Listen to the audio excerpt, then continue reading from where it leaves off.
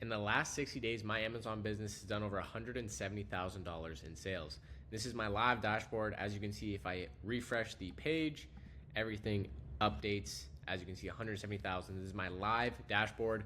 And today I'm gonna be talking about all of the tools that I use to run a 7-figure a year Amazon business. And this is all you need to get started. That way you keep everything super cheap. Maybe later on, of course, I might use a little bit more stuff, but this is all you need to realistically run up 7 figures on Amazon. What's up everyone, Eric Cooper here. This is part 3, and today we're gonna be going over a full software walkthrough. The only softwares you need to run a 7-figure Amazon business, and the only softwares that I use to actually find all of my products to sell, okay? So the first software is Scan Profit. Don't question me on why it says add to Chrome, because I have it. The second software is Keepa, okay? These are the only 2 softwares that you need to run a 7-figure Amazon business. So don't get caught up in the smoke with all of these different softwares that, gurus will try to shove down your throat. You really only need 2, and that will be able to get you to 7 figures, okay? Trust me, because I did it, okay? You can do it too. Please only use these 2. I'm gonna be showing you guys my settings for both of them, and also just some of the features and kind of walking through the software itself, and a little brief introduction of Keepa and stuff like that. So let's get right into it. Let's close these tabs out. By the way, the links for those will be in the description, so you guys can actually get that set up. You can get it squared away. We're going to talk about Scan Profit here, so let me move this out of the way.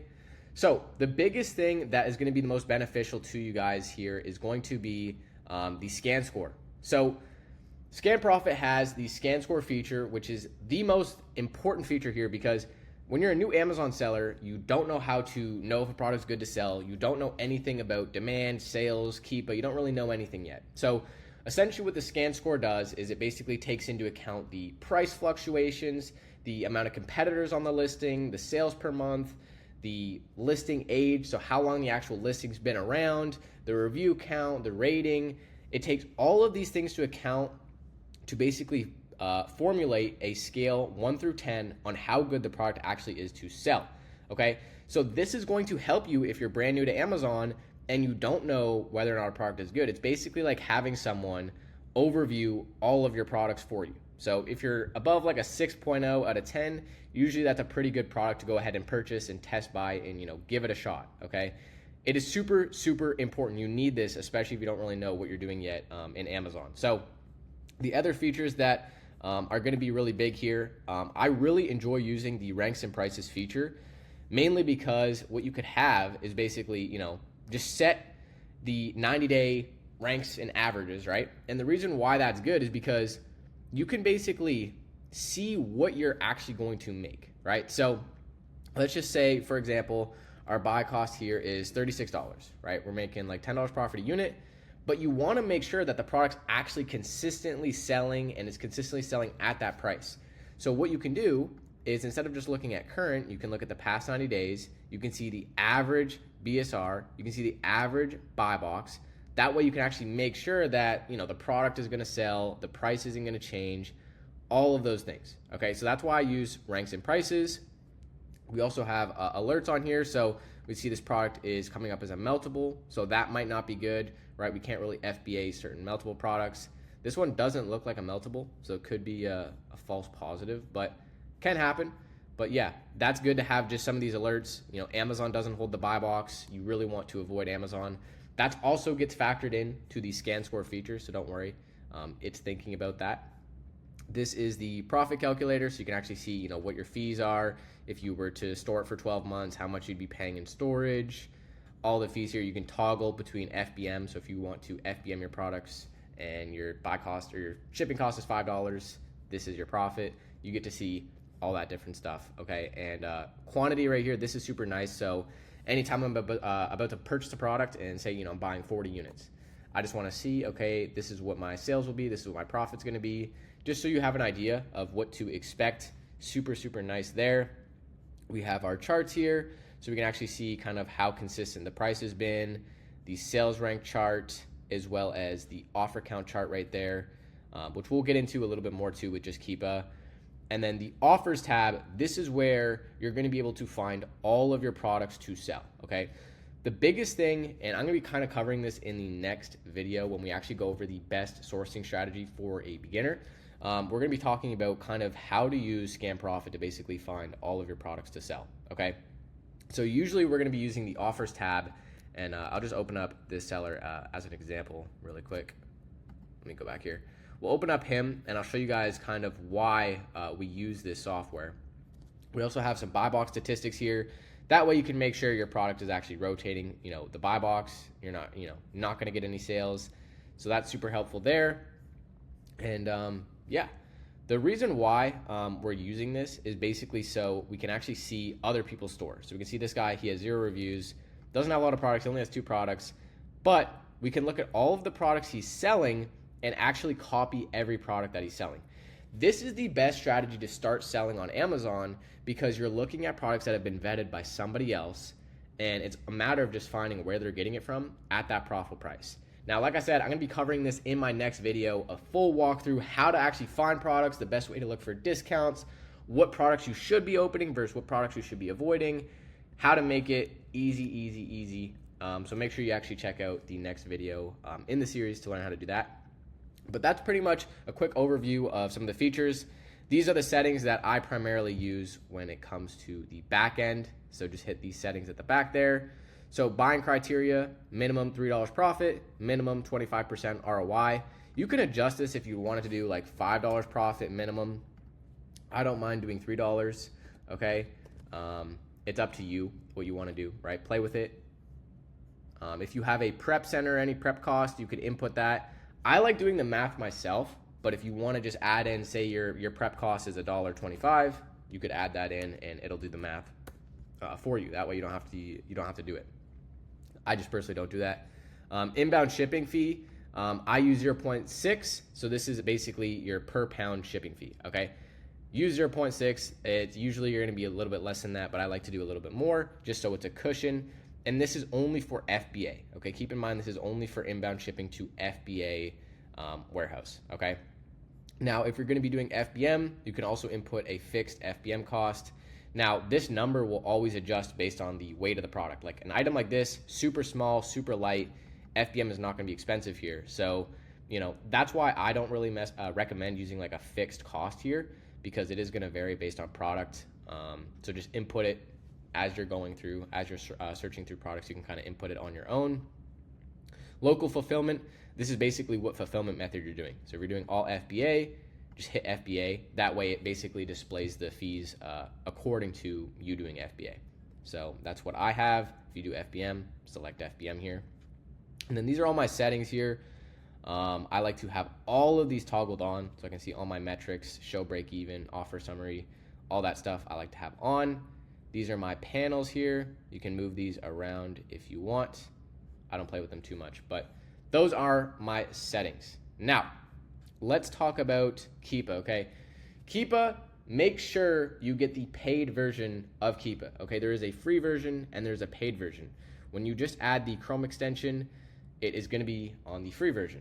Make sure you go ahead and get that paid version because it is a must-have when it comes to using Keepa. Let's quickly talk about how the settings are going to be on when you first start. Usually you're going to have all of these things toggled on, and you're going to look at your Keepa, and it's going to look like this, and you're going to be like, wow, this is really confusing, okay? So let's fix that. You guys can go ahead and just copy what I do here and just toggle off all these. I think you can pretty much just toggle all of these off. You could leave new on if you want, but you could just kind of keep these 3 for your top graph. I like to just turn off this middle graph completely, and if you want to do that like me, just hit this sub ranks. It'll shut that one off. I don't use it. The main reason because this middle this middle graph mainly just talks about sales rank and sales per month. But if we actually look at the top graph, we already have sales rank in here, which again doesn't really matter. So we don't need to have both of those. Okay, so I just disable that middle one. And then I also, on the bottom one here, I take off ratings and review count and just have offer count. Offer count's all I really need to see, right? If I can see that there's good demand here, good movement in the offer count, I know the product sells. And also, we can see the sales rank, like I said, at the top. We'll explain really quick. By the way, just how this works, how the Keepa graph works. Very brief explanation. I'll explain this a little bit more later on. But the Keepa graph, essentially why you're going to use it is because it's basically going to give you the historical data of each product. So if we select here the past year, this is what the product has been selling for the past year. So we can see right now it's at like $57.99, but last year it was at $53, $15.49, $52, $56, $54.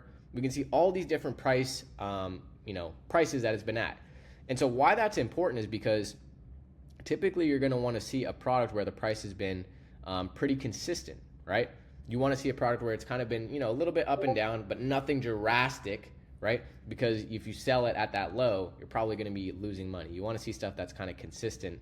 And so that's why we use Keepa. The sales rank, for those of you that don't know, is this green line here on the back. Sales rank is basically a number given to each product based on the amount of sales the product does. Okay, so if your sales rank is a 1, that means it's the fastest selling product out there. Okay, it's really good if the sales rank is 1. If the sales rank is 1,000,000, that product is not selling at all. Like, it probably isn't selling that well, at least. All right, maybe 5 sales a month, 1 sale a month. Probably not 5 sales a month. Yeah, probably like 1 sale a month. So you never want to see a sales rank at 1,000,000. Okay.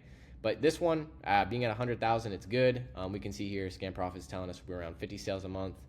Amazon also tells us we're around 50 sales a month. So we know it's actually selling, around 50 a month. Now, that's pretty much what I do for my actual graphs. Again, very, very simple and bare bones. So if you guys want to copy this, I would highly recommend it because it's going to be a lot less overwhelming. The other thing I want to touch on is this. 120 days, okay? This is the perfect sweet spot in terms of how long you should be looking at kind of the date range of a product. And the reason I say that is because with a past year, so much can change, right? You'll see that, in the past year, the product tanked at one point, something happened, blah, blah, blah, blah, blah, right? And so it's kind of not the best, marker to go off of. But 120 days, it's like that perfect sweet spot where you see enough time frame, you can see enough consistency, but you don't see a ton of the crazy stuff that's happened in the past year, right? So it gives you enough confidence. If you see that the product's been stable in the past 120 days, it's good. It's good to go. Sales are going to be good. That's what I like to see. 120 days is just like that perfect sweet spot. If you guys also want to copy that as well, we're going to go here to settings, and under range, we're going to literally just type in 120. And boom, it'll auto update. That's perfect. That's how we do that. But these are my settings. So tracking settings, for tracking mode, we're going to select Pro. I'll get into that in a minute. And the other one is show price history graphs as overlays when hovering Amazon products. Yes, you want to hit yes for that. Display stock quantity on offer listings. Yes, that is pretty good. That's all you really need for settings. And that is done wonders for me. Again, the 120 days is just like that perfect sweet spot where you can really, really see exactly what's going on with the product. Now, we're going to quickly touch on track product, okay, because this is important. Keepa has this feature where you can basically track what happens in a product. So the biggest thing and the most useful feature here is going to be offer count.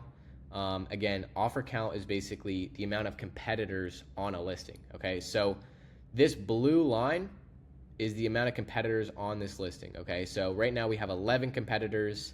In the past year, we had a high of, right here, it probably looks like it's like the highest, right? We had like 32 people. That's the highest we've seen the competitor count, okay?